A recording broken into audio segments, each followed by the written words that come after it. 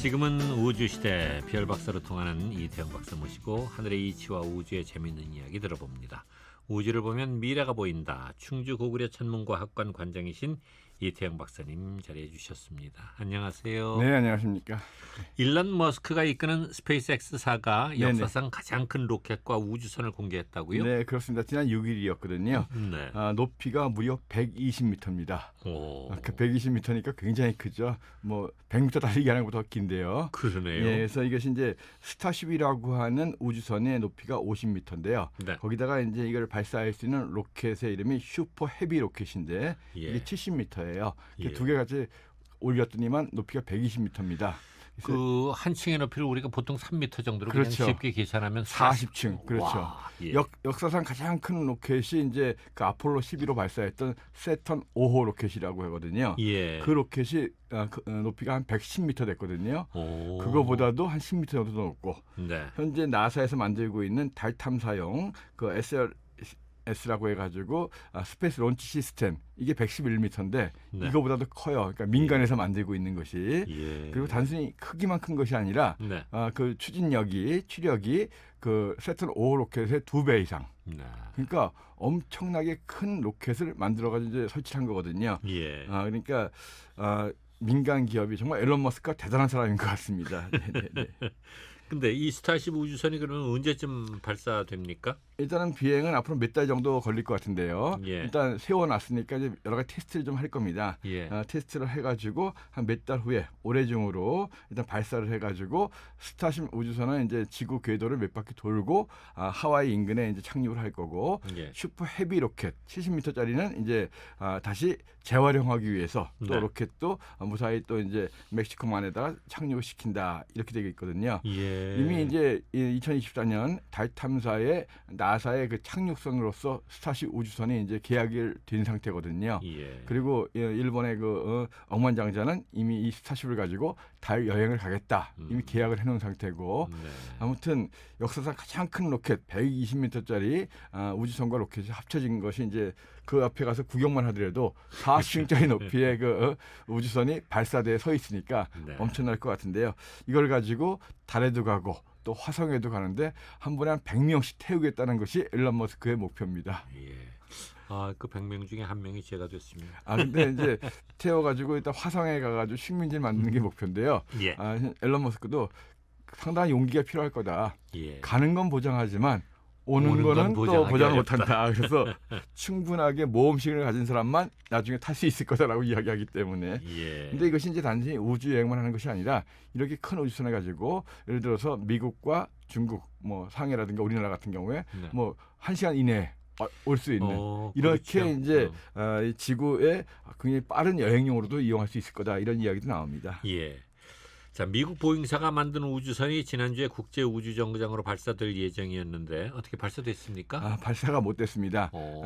미국 나사가 러시아의 소유주 우주선을 이용해 가지고 우주인들을 보내다가 이제 이걸 계약을 갖다 종료시키고 네. 스페이스X에서 만든 크루 드래곤이라고 하는 우주선과 이 보잉사에서 만든 스타라이너 이 두 대를 가지고 이제 우주인을 보내겠다라고 계약을 했는데 예. 스페이스X는 이미 성공을 해가지고 작년부터 이제 우주인들을 보내고 있는데 네. 보잉사가 만든 스타라이너가 이제 처음으로 지난달 말에 이제 이 시험 비행을 할 예정이었거든요. 네. 그때 이제 그 러시아의 이 실험실 모듈이 도킹하면서 점화되면서 기우뚱거렸다 그랬죠. 예. 그것 때문에 이제 일정을 며칠 늦췄는데 그래서 이제 한 4일 정도 늦춰가지고 이달 초에 발사할 예정이었는데 네. 이번엔 또 시스템 밸브에도 이상이 있었대요. 예. 그래가지고 결국은 또 발사를 못하고 이달 중으로는 발사한다라고 하는데 정확한 일정은 나와 있지 않습니다. 아무튼 보잉사가 만든 이 우주선이 스타라이너가 예. 성공을 해야지만이 이제 이 우주인들을 미국 나사의 우주인들을 국제우주정거장까지 보내는 것이 이제 스페이스X와 경쟁 체제가 되는데 네. 이 보잉사 상당히 좀 오래 걸리고 있는 것 같습니다. 예. 근데 계약 비용은 스페이스X보다 훨씬 더 많이 불렀거든요. 그래서 거의 뭐 한 4조에서 5조 정도 되는 돈을 받고서 만든 건데 근데 참 미국이라는 나라는 재밌는 나라 같아요. 우리는 이렇게 계약이 늦어지면 네. 뭐 지체 보상금을 물고 예, 상당히 큰 피해를 보는데 네. 이 미국 나사 같은 경우에는 늦어지더라도 예. 안전하고 그러니까 납득할 만한 이유가 있다 그러면 뭐 그런 건 없는 것 같더라고요. 그래서 우주 개발은 어떤 속도보다는 안전이라든가 아, 그럼요. 이것이 최우선이다. 그래서 예. 업체한테 크게 강요하지 않고 기다려주는 그런 미덕도 있더라고요. 예. 네. 하여튼 보잉사의 우주선 올해 내로 이번 달 내로 좀 네네. 발사가 됐으면 좋겠습니다. 네네. 미국 나사가 화성에서의 표본 수집에 실패했다고 하던데 이게 어떤 얘기입니까? 지난 2월 달에 나사의 그 화성 탐사 로봇 퍼서비어런스가 착륙을 해가지고 여러 가지 활동을 하고 있죠. 네. 뭐 같이 갔던 인제니어티 헬기는 뭐 10번 이상 날고 있고, 예. 그죠? 그리고 이제 퍼서비어런스가 뭐 화성에서 산소를 생성하는 이런 실험도 성공을 하고 다 했는데 그 중에 역할 중에 하나가 화성 샘플을 채취하는 거거든요. 예, 예. 그래서 화성 토양이라든가 이런 것들을 샘플을 갖다가 드릴로서 구멍을 뚫고 채취해가지고 통에다가 담아가지고 보관하는 거예요. 예. 그래서 앞으로 10년에 걸쳐서 한 30개 정도의 토양 샘플을 갖다가 채취할 목적이거든요. 네. 이걸 갖다 가져오는 건 아니고 예. 채취해 놓으면 한 10년쯤 후에 유럽의 우주선이 가서 가져오는 거거든요. 오. 그래서 왜냐하면 그 10년 동안에 많이 또 오염이 될 수 있으니까 네. 미리 퍼서비어런스 가서 채취를 해놓자. 예. 그리고 나중에 가져오는 것은 채취 장비를 안 가지고 갈 수 있기 때문에 좀 가볍게 가가지고 들고만 올 수 있으면 되니까. 예, 예. 그래서 이제 첫 번째 이 화성 표면 채취를 며칠 전에 시도를 했어요. 네. 근데 뚜껑을 열어보니까 아무것도 안 들었다는 거예요. 오. 분명히 구멍을 뚫고서 예. 흙을 파서 담았는데 예. 담긴 게 하나도 없더라. 왜 그랬죠? 모르죠. 그래서 이제 우리가 바랐던 대로 된 건 아닌데 그래서 예. 이제 여러 가지 이유가 있을 수 있을 것 같은데 앞으로 이제 한 3주 정도 한번 점검을 해서 왜 그런지 판단을 해가지고 네. 다시 한번 시도하겠다라고 하는 거거든요. 표본을 채취하는 것도 상당히 어려운 일인데 네네. 이 보관을 제대로 못했다는 얘기네요. 그래서 담을지 못했던 것 같아요. 그래서 담지 못- 드릴로서 구멍을 뚫고 네. 들어 올렸는데 예. 제대로 못 담은 것 같습니다. 용기에다가. 예, 그래요? 그렇습니다. 그래서 예. 아무튼 이렇게 해서 10년에 걸쳐 가지고 이렇게 샘플을 채취하고 또 유럽 우주선에 가서 가져오고 참 재밌는 것 같습니다. 그런데 미국 나사에서 화성의 삶을 1년 동안 체험할 참가자를 모집한다고 지금 네, 그렇습니다. 발표했어요. 예. 어떤 체험을 하는 거예요? 마션에 나오는 그 마크 어튼이라고 하는 주인공. 예. 맷 데이먼이 맷 데이먼처럼 예, 그것처럼 이제 고립된 속에서 이제 버텨야 되잖아요. 예. 근데 맷 데이먼 같은 경우에는 1년 이상을 혼자서 버텼는데 네. 이번 같은 경우에는 우리나라 기준으로 한 47평 정도, 한 158평방미터니까 50평이 좀 안 되는 거죠. 예, 예. 그 정도 이제 도움을 지어놓고 예. 그 안에다 4명을 집어넣는 거예요. 그러니까 화성에서 하는 게 아니라 우리나라 그렇죠. 지구상에서. 예, 그래서 예. 이제 그 휴스턴 그 존슨 우주센터 안에다가 네. 도문 하나 지어놓고 그 한 50평이 안 되는 곳에 4명이 들어가서 1년 동안 못 나옵니다. 오. 그 안에 들어가서 예. 화성처럼 생활해야 되기 때문에 네. 인터넷도 마음대로 못 써요. 그렇겠네요. 그러니까 화성 가면 인터넷도 굉장히 느릴 거 아니에요. 예, 예. 아주 그런 형태로서. 아하. 그러니까 맷 데이먼이 거기서 영화 보면 굉장히 신호를 가지고 느리게 정보가 왔다 갔다 하잖아요. 네, 네. 그런 정도로서 이제 느리게 인터넷을 쓸 수 있고, 그러니까 거의 뭐 4명이 싸움을 하면 굉장히 큰일 나겠죠. 그래서 이 사람들의 이제 심정의 상태도 평가를 하고 해서 예. 고립된 상태, 보통 화성 비행을 하려면 예. 오고 가는데 2년 이상이 걸리거든요. 예. 근데 1년 정도를 갖다가 4명을 갖다가 두고서 예. 거기서 이제 이 고립된 생활을 하는 걸 갖다가 체험할 사람들을 모집하겠다고 하는데 네. 이것도 아무나 되는 게 아니에요. 일단 나이가 그렇겠죠. 30에서 55살까지 기본- 거기서 탈락했고. 저도 탈락이고요. 예. 그리고 일단 물론 미국 시민권자와 영주권자만 되는데 네. 그리고 이제 기본적으로 수학이라든가 그다음에 또 이제 과학 또는 이제 이 엔지니어링 이런 예. 걸 전공한 사람으로서 석사학위 이상이거나 역시 또 탈락. 그건 괜찮은 것 같은데요. 그 다음에 이제 또 이 조건이 여러 가지가 있습니다. 그리고 또는 이제 1,000시간 이상의 비행 경험이 있는 조종사라든가 예. 뭐 이런 여러 가지, 그리고 영어를 일단 잘해야 되는 게 있고 이런 네. 조건들이 있는데요. 그래서 조건도 굉장히 어렵지만 네. 굉장히 좀 쉽지 않은 것 같아요. 근데 1년을 갖다가 이렇게 고립된 생활. 근데 젊은 사람들 같은 경우에는 참 하고 싶은 일이 많을 텐데 쉽지는 않을 것 같고는 하거든요. 예. 그래도 예전에도 이 하와이에서 비슷한 실험들을 많이 했는데 네. 그때는 이제 4개월, 6개월 이렇게 했는데 그때도 굉장히 많은 사람들이 지원을 했다라고 합니다. 제 생각에도 이게 많이 지원할 거예요. 그렇죠. 일단 갔다 오면 또 굉장히 유명해질 수도 있습니다. 근데 아무튼간에 예. 1년 동안 고립된 생활을 한다. 예. 상상만 해도 조금 좀 저는 갑갑할 것 같긴 하거든요. 아, 그거야 뭐 말할 수 없지요. 네. 하지만 그런 모험심을 가진 사람들이 있기 때문에 또 우주 여행을 우리가 할 수 있는 것이 아닌가 하는 생각이 들어요. 네, 그런데 그래서 다음 달까지 모집을 한다라고 하는데요. 예. 어느 정도의 사람들이 이 지원을 하고 어떤 사람들이 그런 생활을 할지 또 네. 그 속에서는 또 이 사람들이 어떠한 또 이제 뉴스거리를 제공할지 좀 예. 지켜보겠습니다. 예. 요즘 저녁 하늘에서 가장 밝게 빛나는 별이 금성 아닙니까? 네, 그렇습니다. 그런데 어제 오늘 두 대의 탐사선이 금성에 접근한다고요? 네, 그렇습니다. 이제 요즘 저녁 하늘 서쪽 하늘에서 엄청나게 밝은 와 밝다라고 느낄 정도의 별이 바로 이 금성입니다. 아, 그래요? 예, 그래서 금성이 1등성이라고 불리는 그런 밝은 별들 네. 이런 별들보다도 한 100배쯤 밝거든요. 그래서 처음 보는 분들은 와, 저 UFO 아닐까? 이런 생각도 많이 하거든요. 아니, 저도 가끔 밤하늘에서 보는데 네네. 굉장히 밝아요. 예, 근데 이제 9시 좀 넘어서 한 10시 가까이 되면 다 져버리기 때문에 네. 초저녁에만 서쪽에서 보이는데요. 이 금성 옆으로 현재 어제 그리고 오늘 두 대의 우주선이 지금 지나가고 있습니다. 예. 그래서 한 대는 그 미국 나사에서 발사한 솔라 오비터라고 해가지고 태양 관측 탐사선이고요. 네. 또 한 대는 이제 그 이 베피 콜럼보라고 해가지고 유럽과 일본이 같이 만든 수성 탐사선이에요. 예. 그래서 이 태양을 탐사하다가 돌아서 금성쯤 왔다가 다시 턴해가지고 가야 되는데 그 턴할 때 네. 금성의 중력을 이용하는 거고요. 아. 그 다음에 이제 수성 탐사선 같은 경우에는 바로 수성으로 못 들어가요.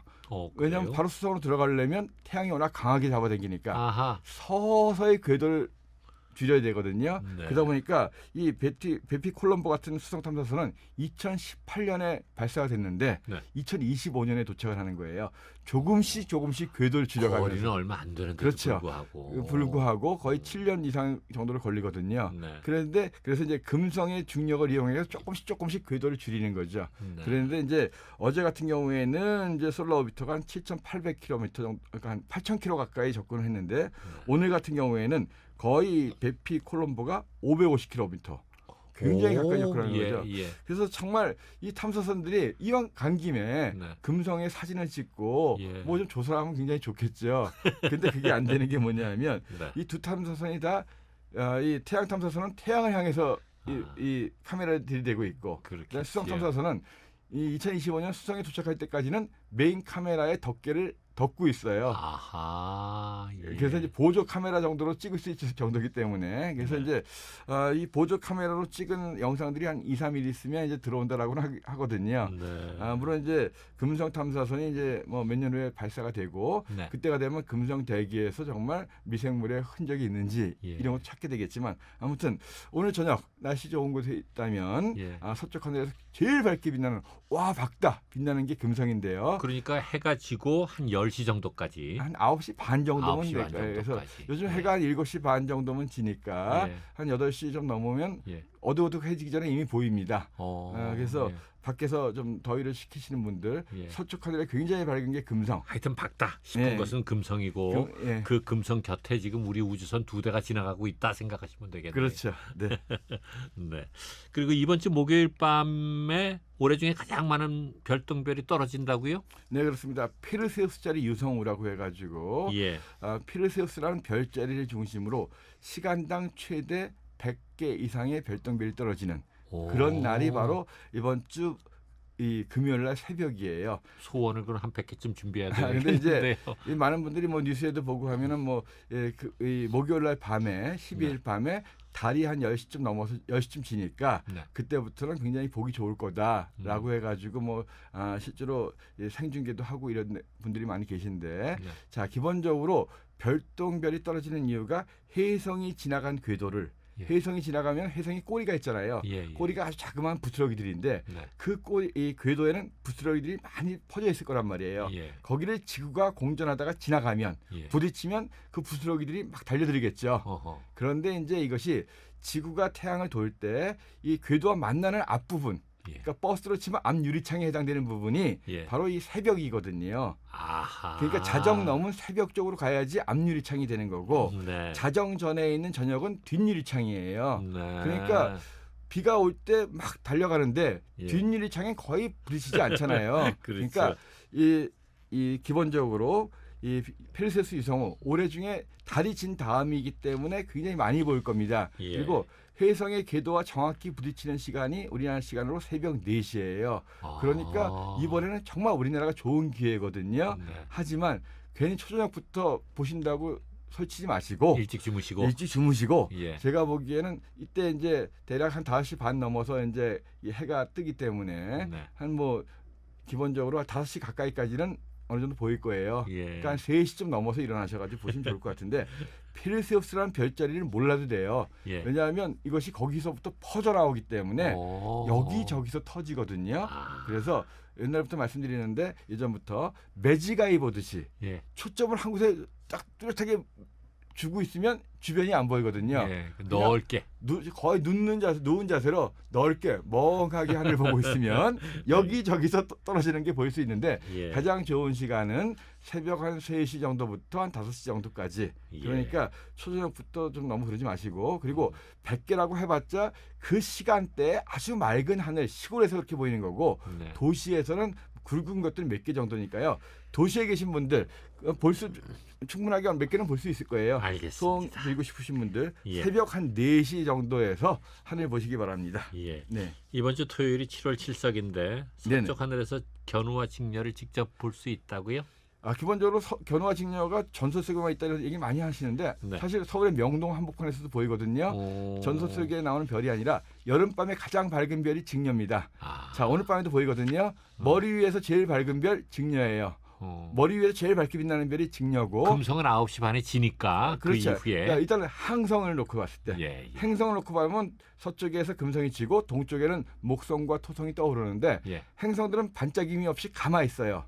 별은 반짝반짝 빛나거든요. 예. 반짝이는 것 중에 제일 밝은 게 오늘 밤에 이제 머리 위에 빛나는 직녀예요. 직녀. 예. 직녀가 제일 밝게 빛나고 예. 그러면 그 남쪽으로 견우가 있겠죠. 예. 다 1등성입니다. 네. 직녀와 견우가 봄부터 떠오르다가 예. 7월 7석 무렵이 되면 제일 높이 올라오는 거예요. 그리고 가을이 되면 내려갑니다. 예. 두 별이 높이 떴을 때가 좀 가까워 보이거든요. 예. 그래서 사랑하는 두 남녀의 이야기를 만든 거거든요. 직녀와 견우가 만나는 7월 7석 이번 주 예. 토요일인데요. 예. 자, 어디서나 볼 수 있습니다. 머리 위에서 제일 밝게 빛나는 별이 직녀. 예. 그리고 그 남쪽에 보이는 별이 견우입니다. 예. 올해는 꼭 한번 찾아보시기 바랍니다. 견우와 직녀도 찾아봐야 되고 볼 일이 많아요. 예, 예. 오늘도 네, 그렇습니다. 예, 말씀 잘 들었습니다. 네, 고맙습니다. 우주를 보면 미래가 보인다. 충주 고구려 천문과학관 관장이신 이태영 박사님과 함께했습니다.